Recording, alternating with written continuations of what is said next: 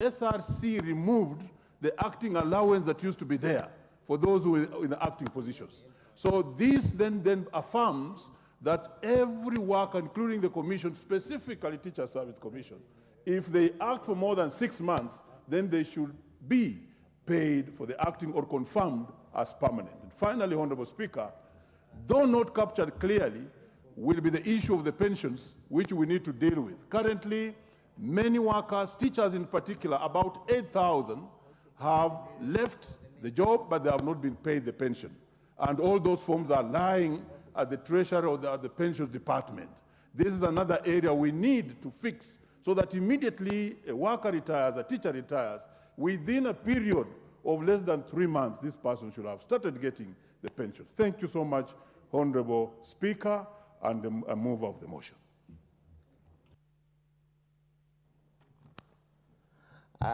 Thank you, Madam Speaker. In replying, I would like to thank each and every member who have listened in support of this bill and for their kind words. The honorable members have pointed out so many gaps within our Public Service Commission and given varied examples to support bills, while some members have supported it and pointed out areas that this House needs to conduct further deliberation during the third reading. And in this, I would wish to support Honorable Kiragu, member for Rimuru, and Honorable Boko Miremba, member for Mhaya, on bringing the amendment during the Committee of the Whole House to make sure that even the employer or appointing agent or a person responsible for the mess are also punished. Madam Speaker, from the debate, it is clear there is need for clarity. You will find that this bill is not changing anything to do with retirement age. It is moving the retirement age from being part of regulation to being part of an act of parliament. So, in terms of enforcement, it will give more powers and help firm up the process of implementation across the public service. Further, this bill provides for the penal provision in this event that the appointing authority allows a person in acting in appointment for a period of more than 6 months and to recourse with regards to acting allowance thereof upon the lapse of the acting period. Madam Speaker, from the contribution of members, it is clear that we all agree there is need for amendment to address the issue of succession planning by the Public Service Commission and other service commission, and ensure that those service commission take necessary steps to ensure that they train the other persons in organization to replace retiring officers as well as those exiting the service. Madam Speaker, I sincerely thank the Labor Committee led by the chairperson, Honorable Karemba, for their consideration and input on the bill. However, Madam Speaker, I totally disagree with the committee recommendation on changing the period for replacing officers serving in acting position from 6 months to 12 months. This negates the demand for good corporate governance through succession planning, since the public service, as asserted by Honorable Nabi Nambuela, is a going concern, and therefore gaps need to be filled prior to the retirement age. As posed by Honorable Kikaria before this House, an institution must always prepare itself for transition. We should not be talking about 12 months for an institution to prepare for recruitment.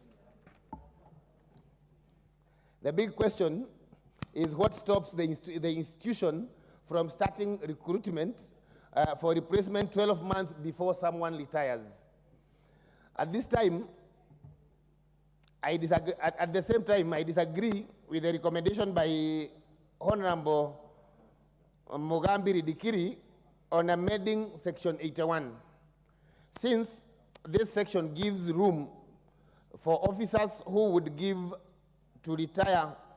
who would wish to retire early to do so after attaining the age of 50 by giving the authorized officer employer at least 3 months notice, which in the spirit of the amendment proposed in the bill. That is, to encourage old Kenyans to embrace retirement so as to create more employment opportunity for the youth. Equally, I thank the fellow members who have found some time, who have found some part of the bill being punitive and discriminatory. It is with much humility I remind this House that we need to continue coming up with registration and proposals to better the public service, to which I invite members to make further amendment during the committee of the whole House. As I conclude, Madam Speaker, I would like to use this opportunity in trying to give hope to our youth that this House will continue making registration that will ensure that many years spent in school gaining knowledge and skills will result in meaningful employment. At the same time, let us give hopes to our junior officers whose goal and aspiration in public service are to be promoted to higher offices, that this bill, by introducing succession planning, will make their dreams more realizable. With those few remarks, the power to see the change we will all aspire for. With those few remarks, I beg to reply, Madam Speaker. Thank you. Thank you very much, Honorable Benjamin Gathiro. Honorable members, question to be put for this motion is hereby deferred. Next order.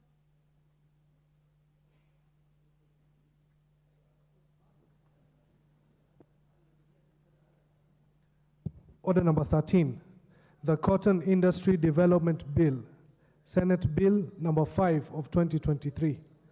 Second reading. The Honorable Mary Emase.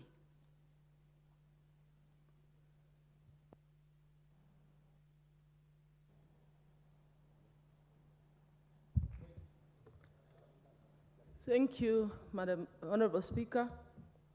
Honorable Speaker, I rise to move that the Cotton Industry Development Bill 2023, Senate Bill number 5 of 2023, be now read a second time. Honorable Speaker, this bill seeks to provide for the production, processing, marketing, and distribution of cotton in Kenya and its products. The bill also seeks to establish the Cotton Industry Board, and this bill also seeks to provide a framework for cotton farming, ensure value addition to cotton and its related products, and for connected purposes. Honorable Speaker, before I delve deeper into the contents of the bill, allow me present a synopsis of the history of cotton in this country to enable members better appreciate the intention of the bill. Honorable Speaker, cotton farming started in this country way back in 1907, and it reached its peak in 1985, where cotton was the main exchange earner, foreign exchange earner for this country. Honorable Speaker, indeed, cotton was a valuable cash crop that sustained many families in the areas that did cotton farming.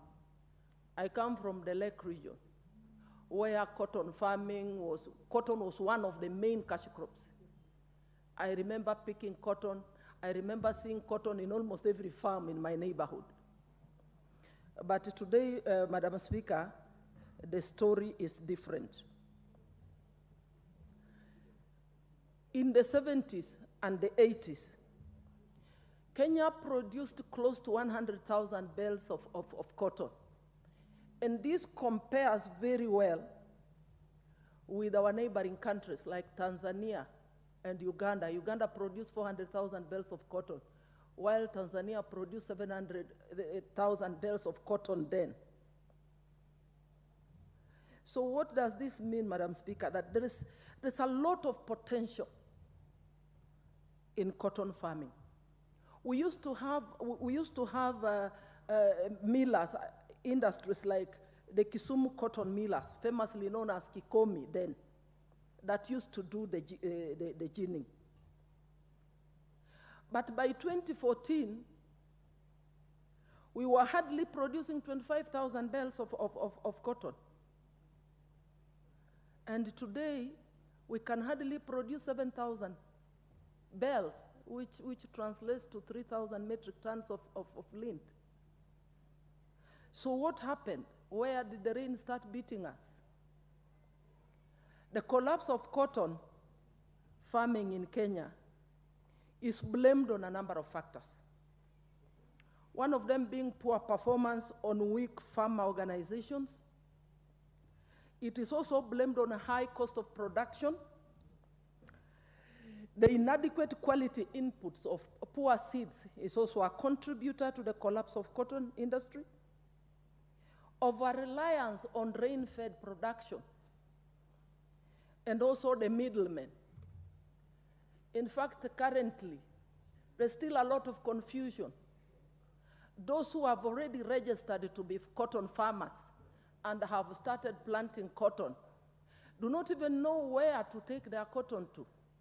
The ginaries that have been operationalized are very few and sparsely distributed, in further increasing the cost of transportation and giving an advantage to middlemen to take over and earn from the sweat of the cotton farmers. Madam Speaker, also lack of research and development. Because the last time this country did any serious research and development on cotton and produced improved seed was in 1989. So, Madam Speaker, during the cotton boom in the 70s and the 80s, the government had supported the industry through the Cotton Board of Kenya, which had organized marketing strategies. And therefore, farmers were paid, they were being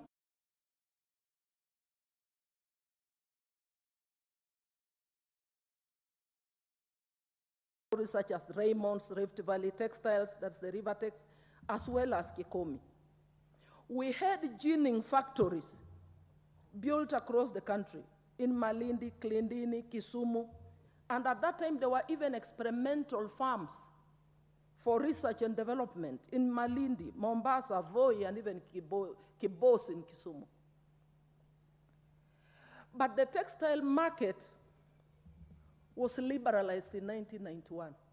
After it was liberalized in 1991, the board became ineffective. Importation of second-hand clothes commenced. And therefore, this posed a serious challenge to the local clothes industry, and farms gradually collapsed. So what are we saying? That this can be reversed. These challenges can be addressed. And therefore, the sector still has a huge potential. Even those that have been revived, all of them are private ginaries, except one, Luanda in Busia County. A lot still needs to be done because there is great potential that is untapped and that can create a lot of employment opportunities. Today, we only have 3 existing factories, Rivertex, Supra, and Thika Textiles. These 3 require 100,000 bales of lint, which is equivalent to 45,000 metric tons, to operate at optimum capacity. But the current production, like I said earlier, is only 7,000. So what happens to the balance?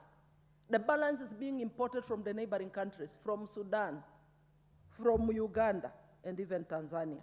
And this is what we could actually engage our farmers to begin to produce so that we create more value and then we benefit our farmers in this country.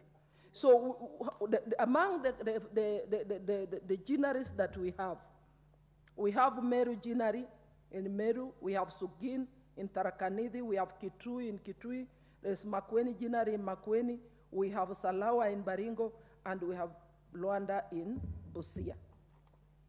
Honorable Speaker, so many others have not been operationalized. Even in Busia County, where I come from, we still have Amukura ginaries, we have the Malakisi ginaries. We only have one in Luanda, and for a farmer in Teso North or Teso South to transport his cotton all the way to Luanda in Funyula, it is quite a distance. So, and there are so many of these ginaries across the country in other places that may require to be operationalized if we are to achieve our objective. So, Honorable Speaker, in short, I'm just saying that the average ginning capacity utilization across ginaries is less than 25% due to low supply of the raw materials. That is the seed cotton. Further, in 2019, the country embraced BT cotton so as to scale up cotton production. BT cotton is a high-yield, pest-resistant, and drought-tolerant improved breed of cotton. But it was so expensive that very few farmers were onboarded through subsidy that it did not take off. But I'm happy that currently the government has taken it up in the list of farmers who have just been registered. They were supplied with BT cotton, and we're expecting to get better yields and better output out of those interventions. A few farmers were accommodated then. This is very important because we are setting up industrial parks. They are expected to do ginning, cloth making, textile, create employment opportunities. This cotton seed can also be used to make cotton seed cakes that can be used in a dairy farming, thereby increasing production of milk and bring down the cost of milk, and that all will create a lot of opportunities for our farmers. Having said that, Madam Speaker, allow me go back to the bill. Honorable members, like I said, this bill, the objects of this bill is to promote globally competitive cotton industry. The bill seeks to facilitate the production, value addition, and processing of safe and healthy cotton and its products. The bill is providing a framework that will promote the generation of high income for cotton farmers and traders. This bill is providing a framework for the continuous and sustained research and extension services for the development of the cotton industry, and to facilitate the introduction of modern cotton farming techniques and the general modernization of the cotton industry. And this bill is to provide a framework for the provision of financial support to the various players in the cotton industry. This is contained in Part 1, and also in Part 1 provides interpretation of a number of terminologies that will be used in this bill. Definition of the board, cabinet secretary, chief executive officer, cotton industry, which includes growers, giners, spinners, and cotton value addition industries. So basically, Part 1 is on interpretation and gives the object of this bill. Part 2, honorable members, speaks to the establishment of a cotton industry board, that there shall be established a cotton industry board, and it goes further to give the powers of the board. The board will have a headquarters located in Nairobi, but the board will also, at its own discretion, decide to open an office in any other location in the country for purposes of efficiency and effective management of its affairs. Honorable members, the bill also speaks to the composition of the board. which will have a chairperson who will be appointed by the president. It will have a total membership of 9 members. It also speaks to the qualifications of the members of the board. 3 of them shall have degrees. The chairperson, the nominee of the apex body of the cotton industry, and also a nominee of the Council of Governors shall have a degree. But the rest of the other 6 members who will be representing the cotton farmers, one from each region specified in the second schedule, will only require to have a certificate in secondary school education. So that particular clause 8 speaks to the qualifications for appointment into the board. It also speaks to the tenure of those board members, which is 3 years. It speaks of what it will take for you to vacate office. And some of these are standard procedures as per our constitution that apply to all the bills. I believe, members, you have a copy of the bill.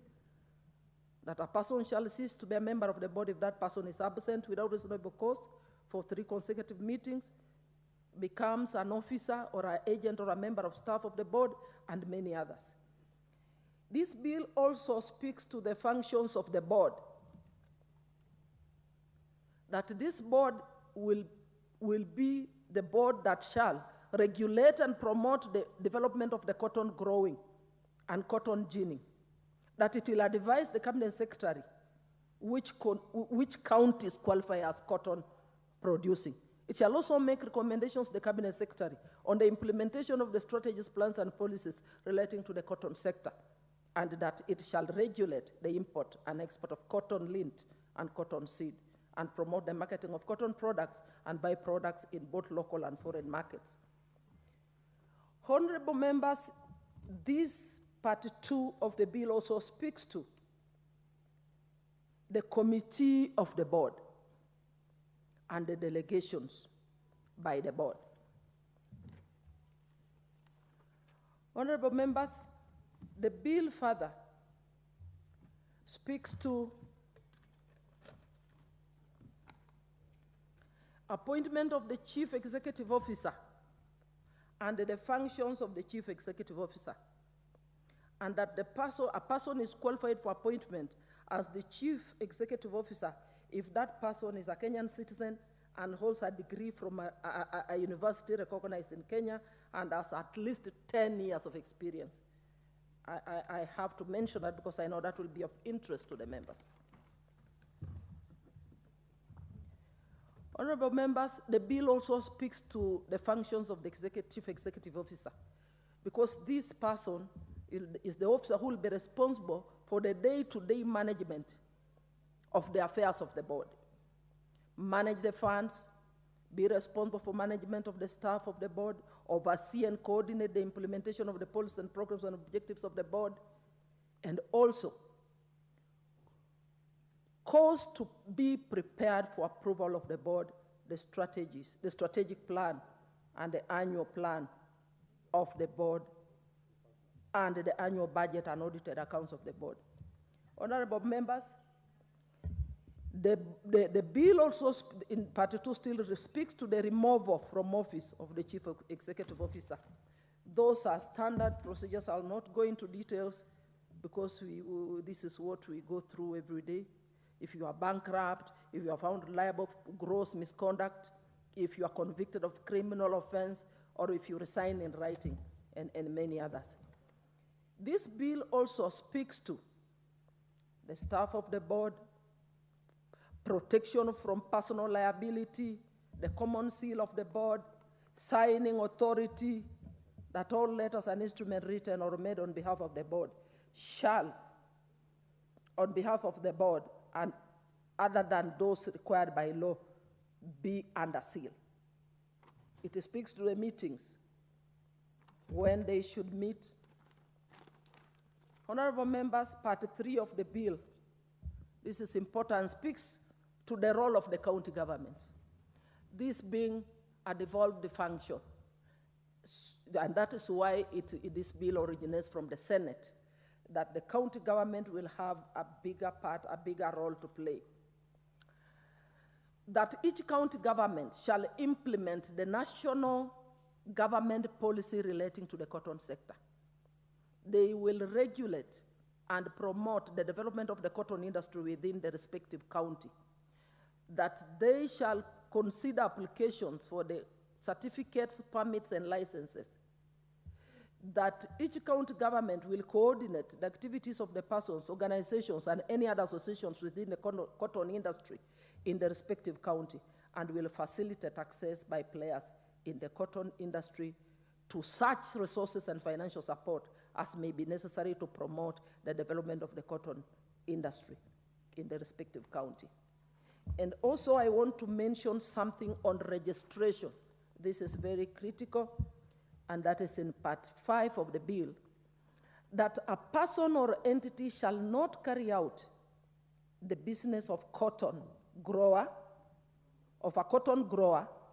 cotton giner, cotton cooperative society, or a cotton association unless such a person is registered by the respective county government in which the business is undertaken. Notwithstanding subsection 1, a grower who is registered member of a cooperative or a cotton association which is registered by a county government shall be exempted from registration by the county government. Because if you're already registered by the cooperative society or by the cotton association, you do not have to be registered again by the county government. That subsection 2 shall apply to a grower on condition that the cooperative society or cotton association is registered in the same county. So you cannot be registered in another county and then you seek exemption in this county. It has to be within the same county.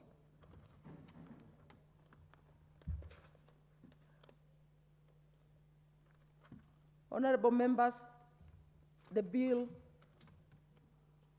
also speaks to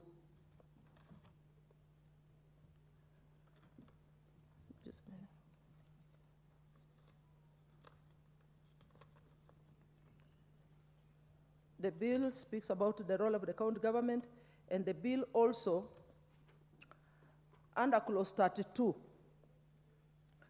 that the county executive committee member shall designate such collection centers as the members shall, in consultation with cotton growers in the county, determine. Remember that a cooperative society shall be formed in every ward. And these cooperative societies manage the farmers, in distribution of inputs, controlling of pesticide, collection of cotton. So centers have to be designated where cotton is collected and deposited before other processes. So, honorable members, this bill is a very important bill. I want to seek all of us to support, because it's for purposes of improving cotton farming in this country. And when you look at part 5 on miscellaneous provisions, each county government may enact county-specific legislation. It talks about the legislation that will have to follow, and the criteria for registration of cotton grower within each respective county. So each respective county is given leeway to be able to process its own legislation. Honorable members, and in part 7 has transition provisions, whereby clause 51, it says that on the appointed day, all rights, obligations, and contracts which immediately before the coming into operation of this act were vested or imposed on the Agricultural and Food Authority, AFA, with respect to the cotton sector, shall, by virtue of this section, be deemed to be rights, obligations, and contracts of the board, as the case may be. This transfers all contracts, litigation, funds, assets now to the board, so that the board takes responsibility. Any reference in any other legislation that refers to Agriculture and Food Authority in any written law or on any contract or document or instrument of whatever nature in relation to cotton shall, on the appointment day be read and construed as reference to the board. So, honorable members, I urge all of you to support this bill, and before I close, I want to take this opportunity to thank Honorable Betty Siengo, who was the originator of this bill in the Senate, who is my co-sponsor, and I urge members, especially those from the cotton-growing regions. We know what it meant to our farmers when cotton was doing very well in this country. We need to reclaim the glory of cotton. Government is ready to support. Even we were looking at the budget policy statement yesterday. The cotton industry, the revival of the cotton industry is key. It has been captured and it's been taken by the Ministry of Trade as one of their core priority areas. Thank you, Honorable Speaker. I move. Who is seconding your motion, Honorable Mose? I would like to request Honorable Ijendi Malulu, member for Malava, to second. Honorable Malulu Ijendi. Thank you, Madam Speaker. I arise to second this bill, Madam Speaker, with a lot of nostalgia because of partly what she has said, what cotton was for our country then, particularly in Western Kenya. Madam Speaker, I would like also to thank this government that it's now focusing really in Western Kenya, reviving most of the sectors that had collapsed, cotton being one of them. Madam Speaker, this was a sector that was booming in the 1970s and 1980s. And interestingly, this just went down, and the people who are practicing this, Madam Speaker, began suffering. Madam Speaker, besides cotton production that actually collapsed in the 1990s, we've also seen that sugarcane production also faced the same fate that used to boom those years, but somehow it just went dead in Western Kenya. Madam Speaker, also when you focus on tea farming in Viga particularly, Madam Speaker, it also faced a similar fate. Same also applied to paper production by our pan paper mills that also died in the 1990s. So, Mr. Speaker, maybe most of us may wonder why this collapsed. Most of them collapsed because of the liberalization processes that were there then in the 1990s. And this got Kenya unawares in terms of managing their sectors. Kenya, what I'm saying with a lot of nostalgia, because it was the third largest producer of cotton in East Africa. And this was really considered as a key player in the industrialization process of the country. So you recall, because we have slowed down on industrialization, Madam Speaker, because these sectors actually collapsed, as I've mentioned them. Madam Speaker, during that particular period, we used to hear of Kikomi. Kikomi was a household name in our region, Western Kenya. And I know we also had other ginaries elsewhere that were famous for what it was doing for the country in terms of production of clothing, production of blankets, Madam Speaker, and even employment. And this Kikomi, maybe for those who don't know, it was Kisumu Cotton Mills, Madam Speaker. Madam Speaker, with this liberalization in the 1990s, it's when production began to fall, because now with the free market, the prices were left to the market forces, and because of that, prices began to fall. And when it began to fall now, it was not matching what the farmers were producing. Most of the cooperatives, because of competition and because of now, and unfortunately, interestingly, during this particular time, corruption actually set in, affecting cooperatives because of brokers. And this also affected producer prices affecting also cost of farm inputs. Pesticides became so expensive to access by farmers. And then also at that particular time, Madam Speaker, there was a delayed payment to farmers. And you can see when it comes to delayed payment, this has been affecting even Mumias, our giant in sugarcane production.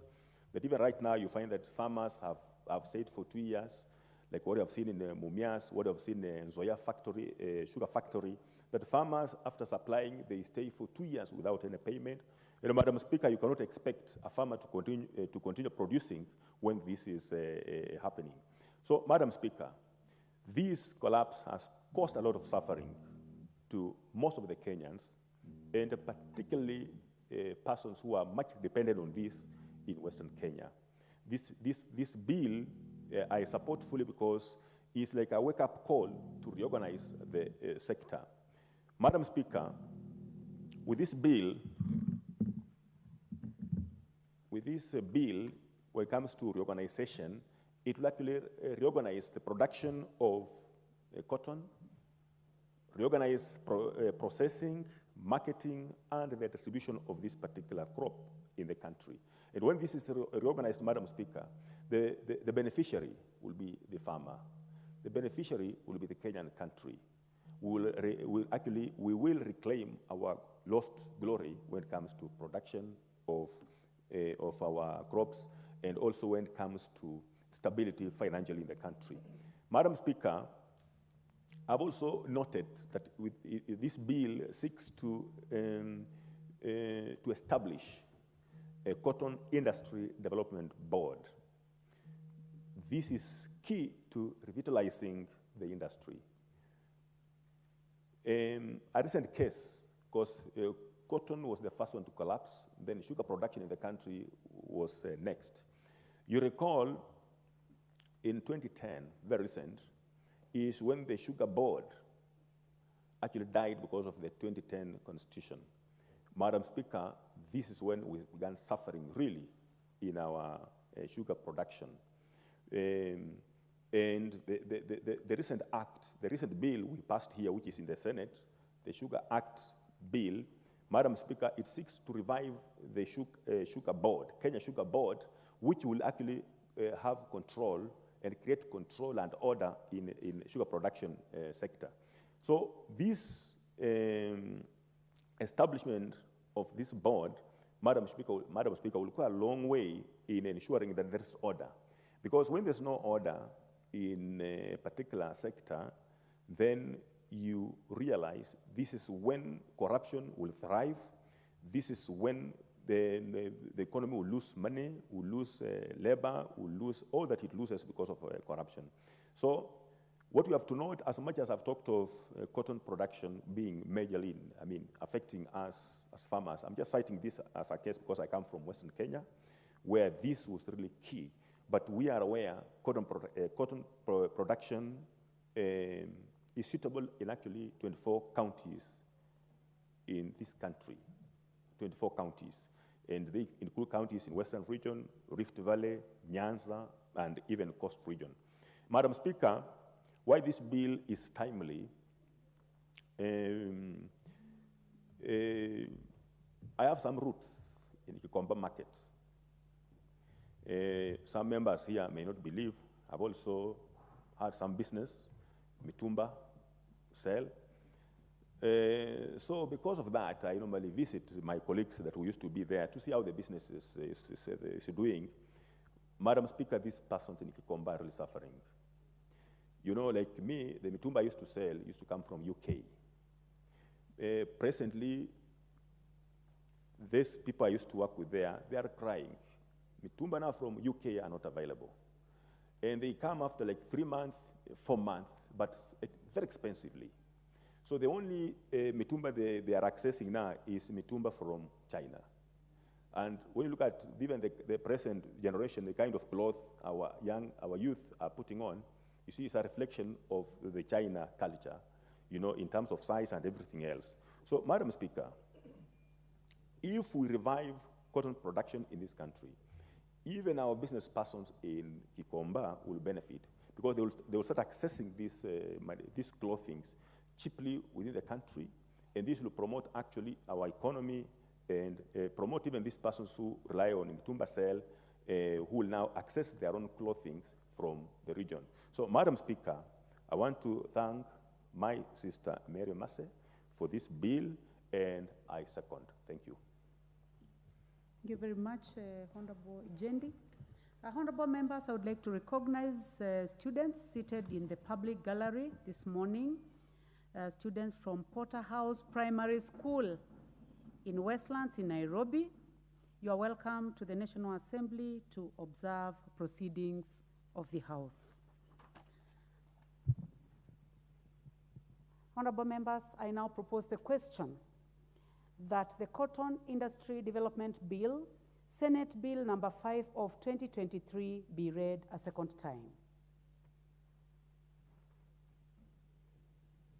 Honorable members, the first opportunity will go to the chairman, John Mutunga, member for Tigania, Chair Agriculture.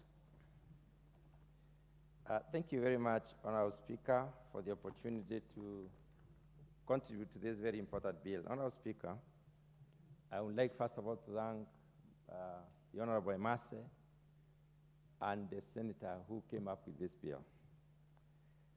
Honorable Speaker, the two are doing this country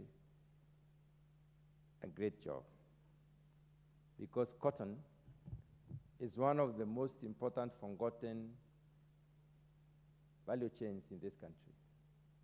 It is forgotten because we have not been keen at supporting this particular value chain for a while. Many intervening factors have led to this particular situation as it is right now, and therefore the bill could not have come at a better time. The bill speaks to the development of the entire industry. It speaks to providing for production of cotton in a variety of ways. It speaks to processing of the cotton.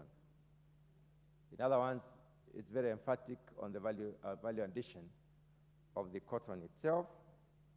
It speaks to the products that come from the cotton as a crop. It also speaks to the marketing aspect of it and then distribution of the cotton and cotton products.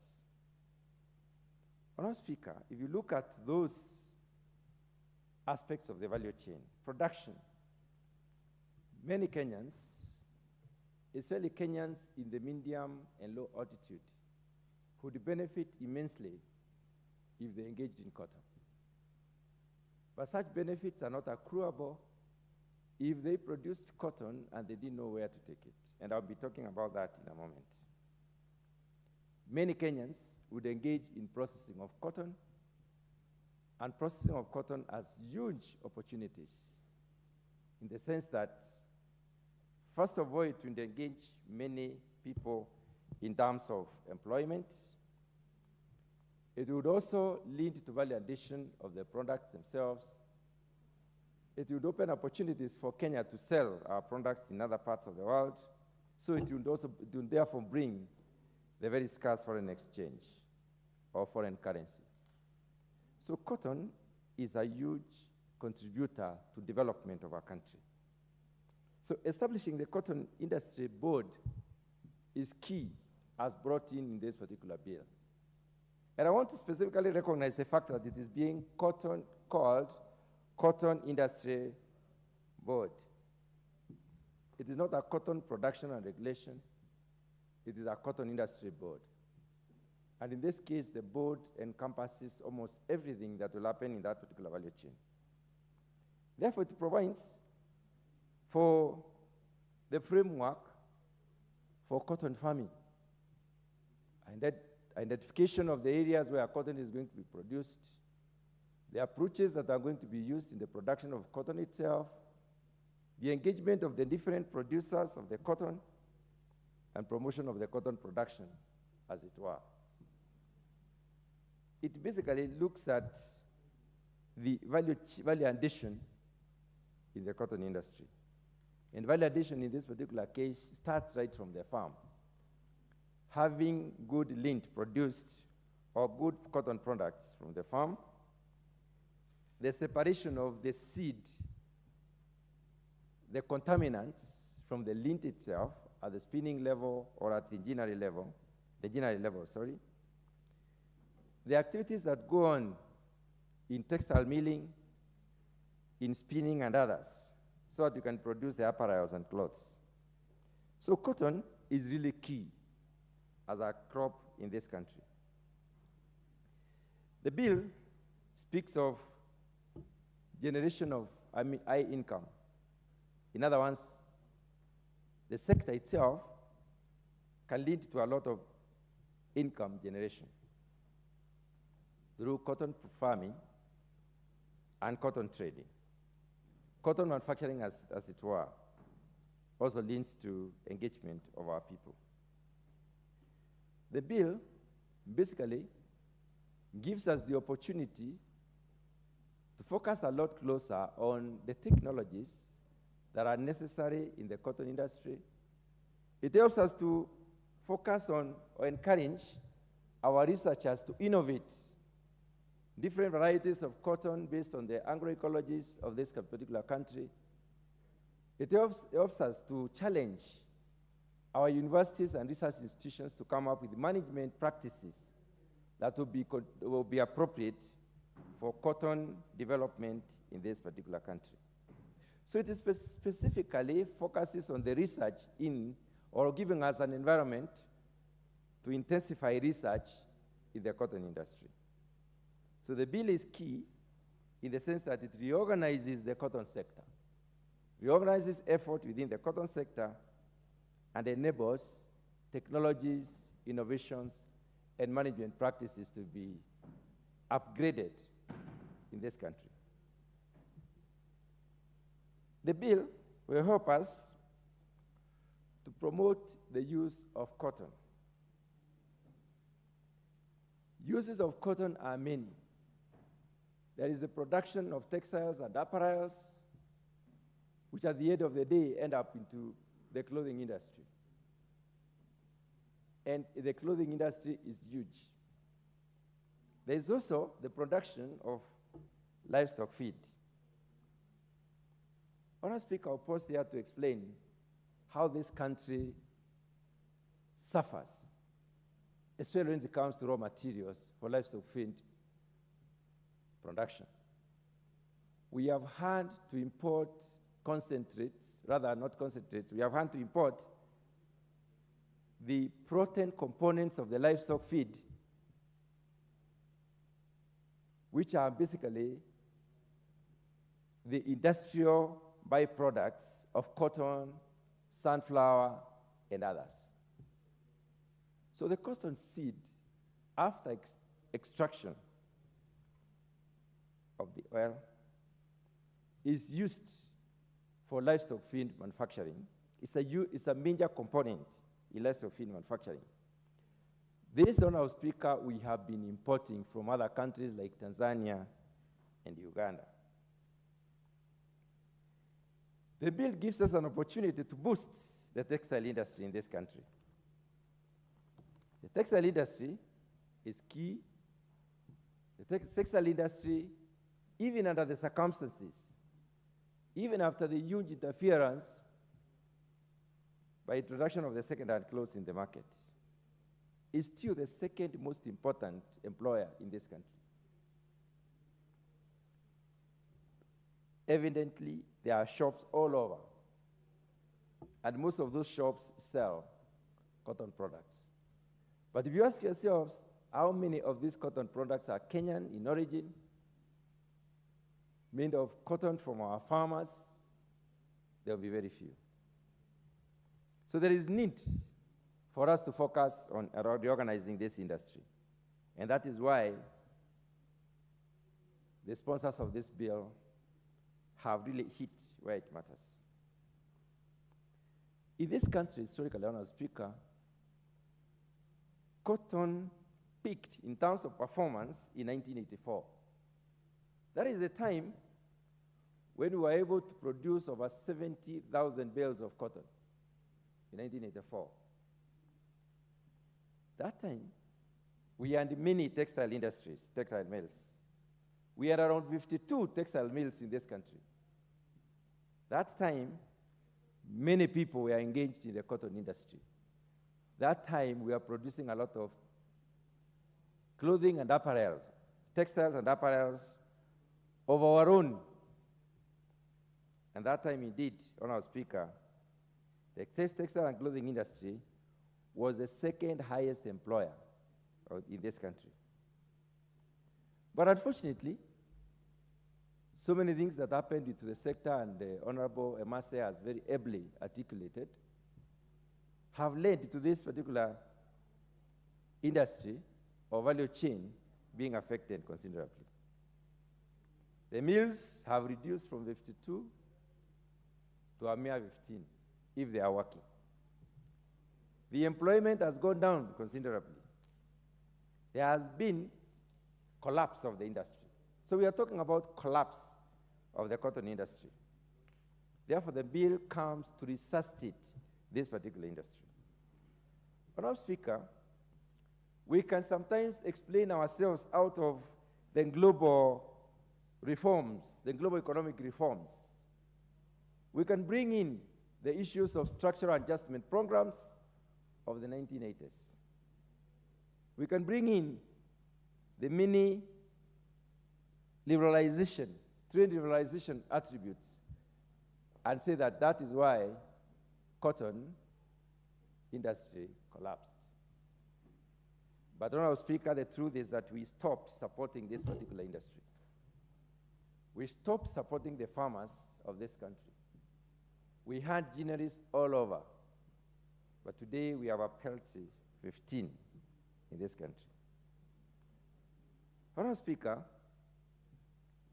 the current production out of a peak of 70,000 bales that time is only about 7,000 tons. But the country has huge potential for producing up to up to or beyond 200,000 metric tons. It is possible for us to produce, to move the production from 7,000 metric tons currently to more than 200,000 metric tons.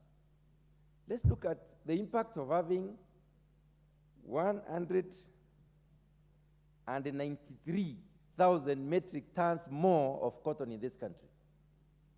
It would mean many more Kenyans engaged in production. It would mean many more Kenyans engaged in the handling of the cotton itself, in the harvesting of the cotton itself. It would mean many more engineers revitalized or rehabilitated or refurbished to possibly process this cotton. It would mean many more vehicles used to transport the cotton. It would mean many more industries opened. What that would mean is many more Kenyans earning a living. It would mean many more Kenyans employed.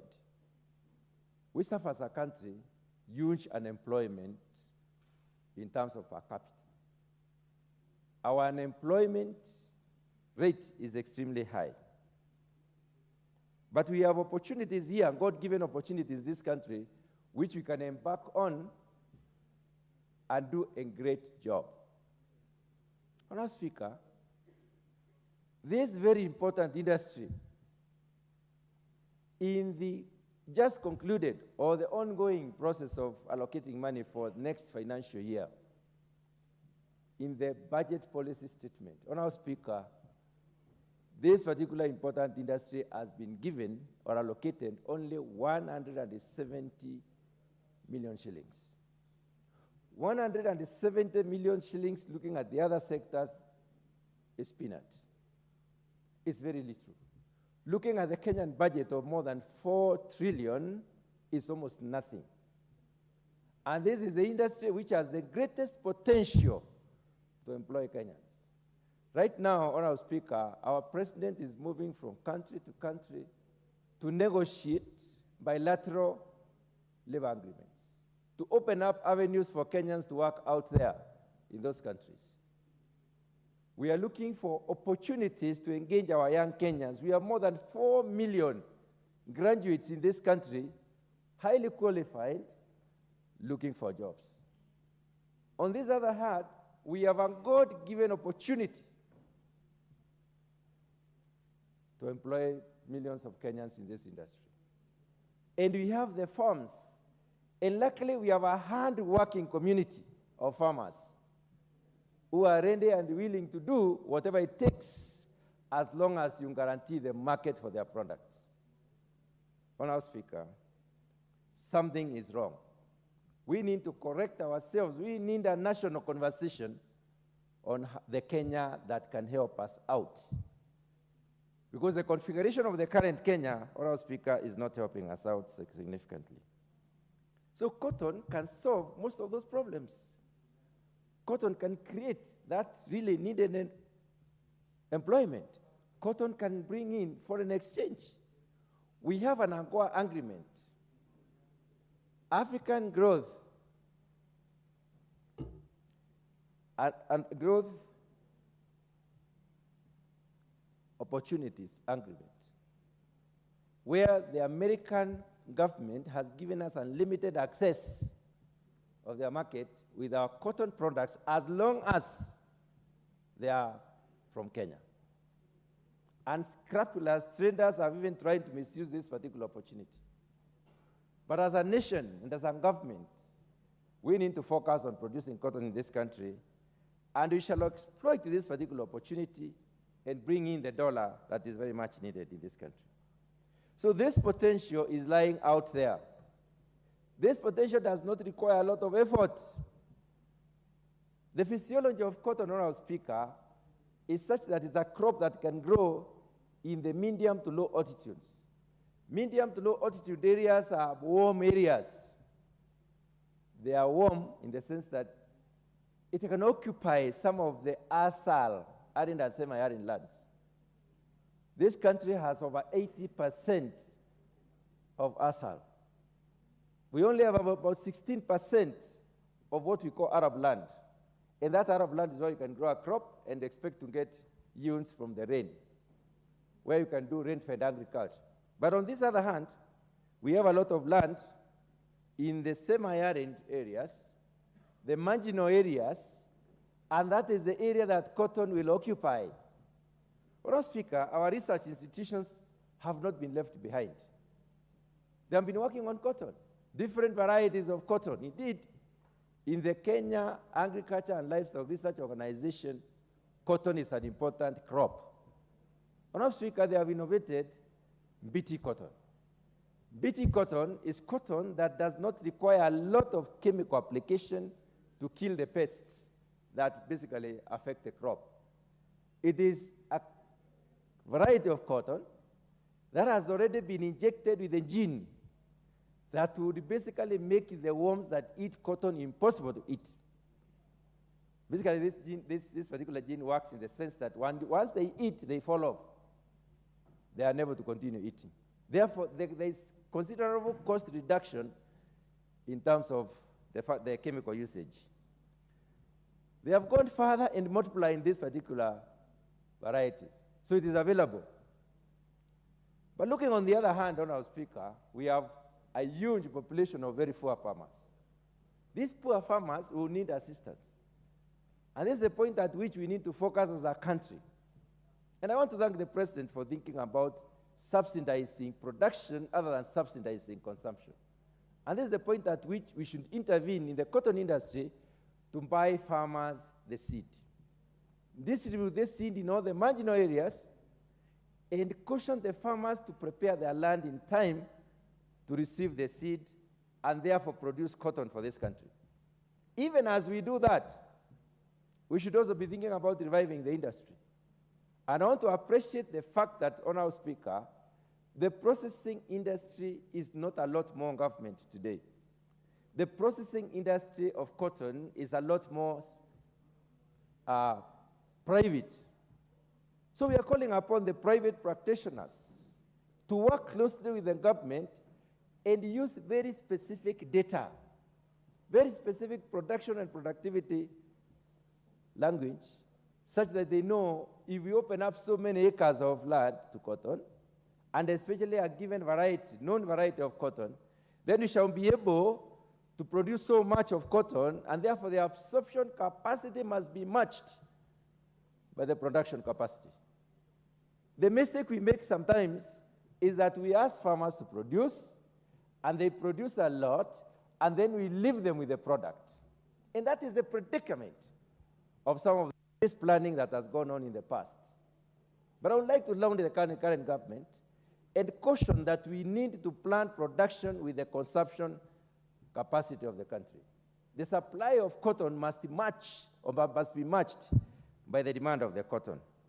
So as we move into the future, let us engage as industry players in the confines of this particular legislation, underlining and underscoring the importance of the legislation. Let us engage as sector stakeholders in terms of getting to know how much of land are we opening to cotton. First of all, how much seed are we able to produce? How much are we land are we opening to cotton? And we can go as far as having contract farming. Contract farming will help us to locate or to lock up the market. And Honourable Speaker, we have seen developments in the agricultural sector which are guaranteeing returns to the farmers. We have seen guaranteed minimum return to coffee at 80 shillings per kilo of cherry. We are moving towards guaranteeing a kilo of milk at 50 shillings, and so on and so forth. This is the point at which we need to work out our arithmetics very carefully and guarantee the cotton farmers that once they produce this lint, they will be able to sell at so many shillings per kilo. That way, you will help the farmers to make informed decisions. And these decisions will help us to increase on the production of cotton and the productivity of the cotton, as it were. Production in this country lately has been quite volatile. Volatility has been brought about by the fact that the industry players are not sure, the fact that the promises they give are not certain, the fact that production cannot be targeted to a specific known market. In structuring out the value chain, we need to know who are the handlers in the cotton industry, who are actually the first off-takers from the farmers. How are the off-takers organized so that they can be able to cover an area comprehensively and take all the cotton that is produced in that particular area? How are they then linked to the markets? And how is this market growing? That we may be able to advise our farmers very carefully. Honourable Speaker, right now, our industries, few as they are, 15 generalists, import cotton from other countries, from Uganda, from Tanzania.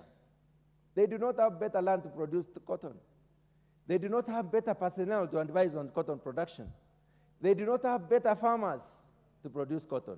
They do not have as hard-working farmers as we have.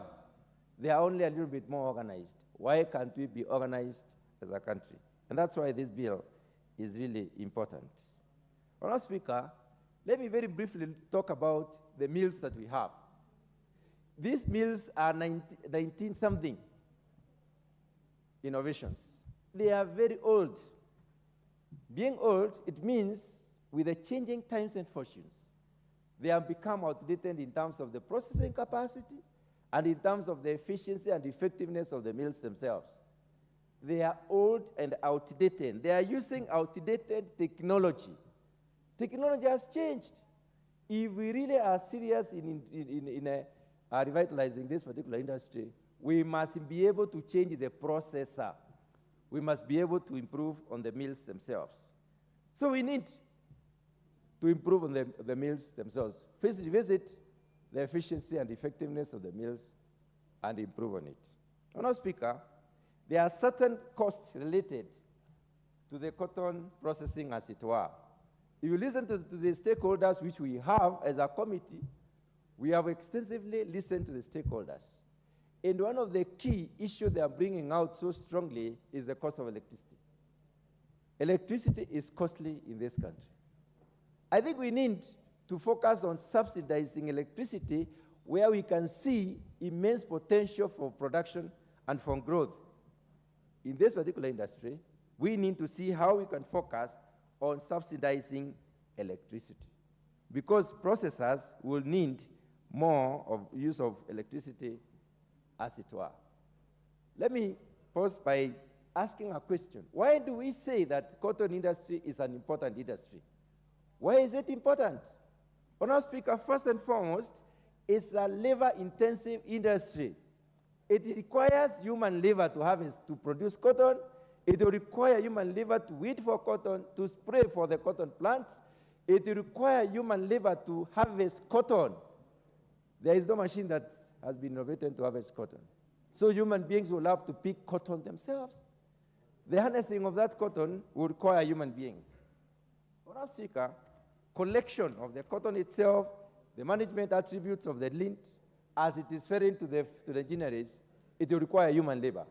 And we have sufficient supply of human labor, so we are advantaged. The reason is, why should we not take advantage of this particular situation? The second issue that is also key in this particular industry is that it is intensively and extensively linked to other sectors. Cotton is linked to other sectors in the sense that many people will use cotton products. Today, everyone in this honorable house is wearing a cotton product. You go out there, you find people in cotton products. Cotton is an important crop, and cotton itself is an important industry that needs to be supported. Honourable Speaker, I do not need to dwell a lot on the bill itself, because Madam Emase, to the stakeholders is key. And that is why I thought it would be important for us as members of our committee to speak to that. To sum up or to close on our speaker, I would like to say two things. Number one, what is the guiding principle when it comes to supporting important productive sectors in this particular country? That's a question that we need to answer as a country, and answer very carefully and get the correct answer. What is the guiding principle to supporting productive sector? I would like to say that if you look at agriculture as it were, agriculture, rural and urban development in the current BPS has only been given a priority 3.5%. It is number 8 in terms of priorities. And it is about the most important. You cannot speak about Kenya without quoting something in agriculture. You will not be talking about Kenya. Kenya's mainstay of this economy is agriculture. Yet, we give it 3.5%. It is not that we are not guided as a country. We are signatories to the Maputo Declaration, signed in 2003, that in about 5 years, we were supposed to have increased the funding to agriculture as a proportion of the national budget to 10%. Come 2008, we have not done it. There was a review of the Maputo Declaration in 2014-13, and then this was held in Equatorial Guinea, a town called Malabo. That particular provision was reviewed. And then they came up with specific parameters to measure the growth and development in agriculture by putting in money into agriculture, because money drives development.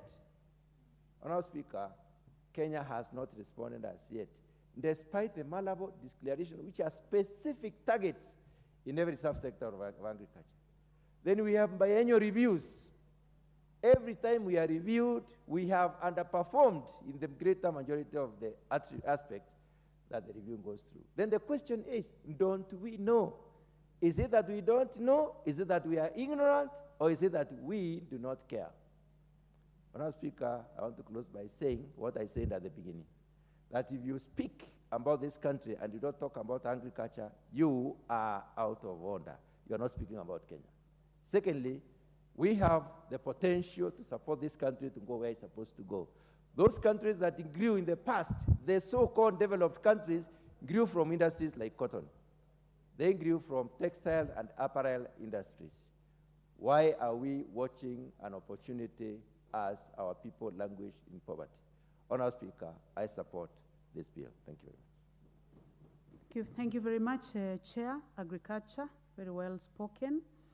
Honorable members, I would like to welcome students seated in the public gallery this morning from Muna Secondary School, Limuru constituency, Kiambu County. You are welcome to the National Assembly to continue observing proceedings of the House. Honorable members, would like to invite the Honorable Geoffrey Odanga, member for Matayos. Thank you, Madam Speaker. I was just about to tell you that you also look on your left, and you have just done it very promptly.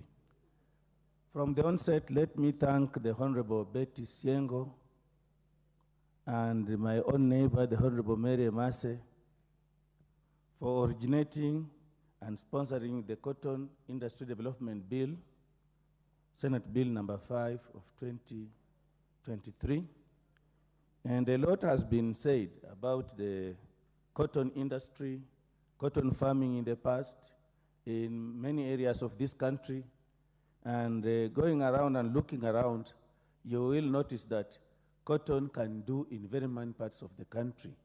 Cotton does very well in Western, particularly in Kakamega, Busia, Bungoma, in the four of the counties of Nyanza, Kisumu, Siaya, Homa Bay, Migori. It also does very well at the coast. It is doing very well in many parts of Eastern. Last year I happened to visit Embu, and we found BT cotton doing very well. So cotton was collapsed, and it was very unfortunate for those of us who even benefited from cotton growing. Some of us, like myself, while growing up, much of my school fees that was paid was from cotton farming. I did carry cotton, magunia of cotton, to the nearest collection center, a store around Busia town, and we had two in Busia town, the stores, one on the Matayo side and one on the Teso side. We had very many ginneries in the country. Most of them have collapsed. You go to Nambale, the ginnery is no longer there, the MPs here. You go to Malakisi, the ginnery is dead. Only Mluanda happens to be kind of operating a little. And all this were helping our farmers. So we want to really support this bill so that we are able to go back to cotton farming. Cotton farming, apart from providing textile, also, as it has been said before, makes farmers get cotton cake. They get oil. It can be processed into oils that we use. And it is a very important economic activity for the regions that it was being practiced. Cotton farming and industry collapsed, I think, and I believe, because of leadership that did not have a good forecast. I remember one day one of those presidents of ours saying that even his ministers were donning mitumba clothes. And that alone encouraged a lot of people to go into mitumba and forgot about farming. This country has not taken manufacturing very seriously in the past. But I'm happy that the current parliament and the last parliament have come out very seriously to schedule some crops which will help this country again go back to where it was in the 80s and 70s. The Committee of Agriculture in both parliaments, 12th parliament and this one, has put scheduling of crops very important, and they have come out with the bills, the coffee bill, the tea bill. We are now doing cotton, sugar is there, coconut also is on the line, and many other crops, so that Kenyans, wherever they are able to earn a living. Cotton, as a value chain, is very critical because it benefits the farmer, and we want the bill to ensure that it has brought in good provisions to make sure that the farmer of cotton benefits. Provisions to ensure that the millers benefit, and provisions to ensure that any person along the value chain is going to profit from cotton farming. And this is going to be very, very important, and it will make us as the 13th Parliament go down in the books of history as the Parliament that has really taken care of the interests of Kenyans at heart. Chairman has talked about the Malabo and the Maputo commitments, which this country has not implemented. In fact, by the time the year before last year, our budget on agriculture was at only around 2.8%. We need to make sure as this Parliament that we really put our feet forward and stamp our feet down to ensure that we improve our budgetary allocation for agriculture to 10%, so that we can make a difference. Because we know this country, I remember in the 80s, we were being told, and we were singing everywhere, that this is an agricultural country, and in quotes, ati kilimo ndio uti wa mgongo wa taifa hili. We really need to ensure that this is done. If we have to do manufacturing, and if we have to help our people be involved in important economic activities, this must be done. So I want to support the bill, and also I want to urge other members to ensure that we make this bill success, so that we go down in history as a Parliament that really thought about our people. Thank you, Madam Speaker. Thank you. The Honorable Abdul Haro, member for Mandera South. Thank you, Honorable Speaker.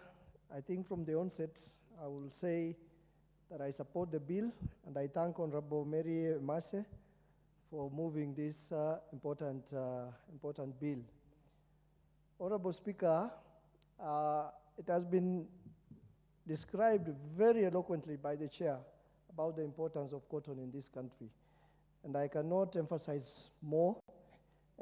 Cotton as an industry creates jobs, especially in the textile industry. Cotton will revive our industries. Cotton also contributes to economic development.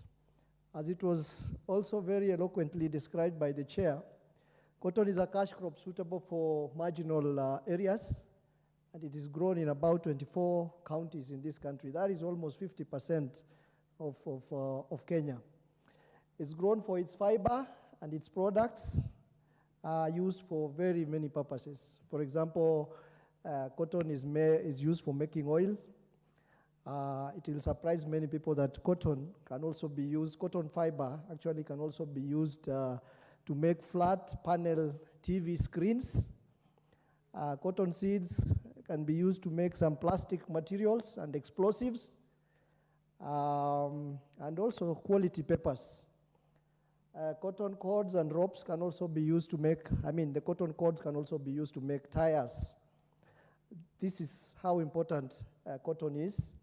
And when it comes to environment, it is also one of the crops that is very environmental friendly. Research has shown that growing of cotton increases land use efficiency by 13%, and it also decreases greenhouse gas emissions by 39%, and it also decreases soil loss per acre by 50%. It also decreases water use by 89%. And under the Kenya government policy for addressing poverty, Kenya Vision 2030, cotton has been identified as a key subsector with potential to benefit 8 million people living in drier areas where cotton is grown. That is how important the cotton is. That is why this bill is very important. And I am particularly happy that the bill has actually described very clearly the functions of the Cotton Industry Development Board. I think those functions are well thought out, especially in the areas of regulatory processes in terms of imports and exports. It's very clear. The bill also talks about promotion of the cotton industry, particularly in the area of diversification of cotton products and also in the area of marketing. Honorable Speaker, under the same functions, the area of research and the area of technology transfer is also well addressed.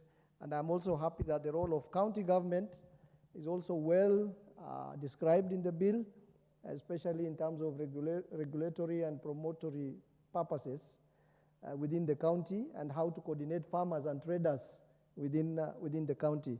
I only have a particular issue in Part 5 of the bill, particularly under Article 25, which talks about registering